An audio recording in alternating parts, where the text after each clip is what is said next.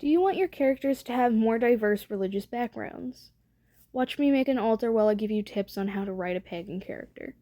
The first thing you need to understand is that pagan is a broad term, so you have to narrow down what your character believes in.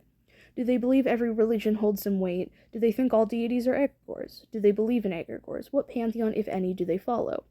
After you figure out what paganism looks like for your character, it's important to do research into cultural appropriation. Here's some other questions you should know the answer to.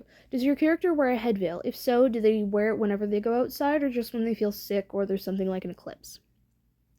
Does your character actively worship one or more deities? If so, look into the myths of those deities and how they're worshipped. Does your character have an altar for spiritual practices? If so, remember that although altars can be fancy, most are just shelves. It's important to know their cultural background, as that will change the superstitions they may follow. If they're a typical white person living in Western society, here are some superstitions they may follow. Feel free to screenshot these.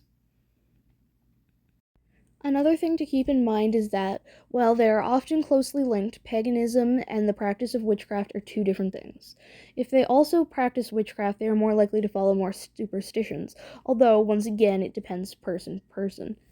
There's a good chance that they will feel connected to nature and will want to do things to bring them closer to it. Another thing to watch out for is the alt-right pipeline. Things such as starseeds and lizard people are rooted in Nazi beliefs.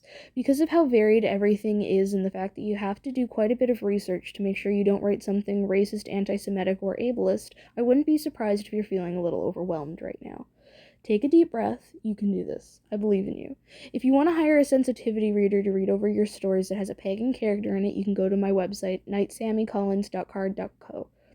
Like I said, I believe in you that you can write more diverse stories. Blessed be.